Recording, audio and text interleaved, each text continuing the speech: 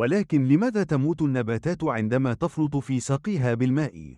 في الواقع، السبب الأول لموت النباتات في منزلك هو الإفراط في سقيها بالماء. نحن نعلم أيضًا أنه لإنتاج نبيذ جيد حقًا، لا يمكنك إضافة الكثير من الماء. في الواقع، اكتشف بعض صانعي النبيذ الجيدين أنه إذا لم تفرط في سقي الكرمة، إذا مرت النبتة التي تحمل الكرمة بفترة قصيرة من الجفاف، فإن جذورها ستتعمق أكثر، وستكون نكهة النبيذ أفضل. تحصل على الكثير من المغذيات النباتية لأن النبات يتكيف. ونعلم أيضًا أن التغذية مفيدة لأجسامنا.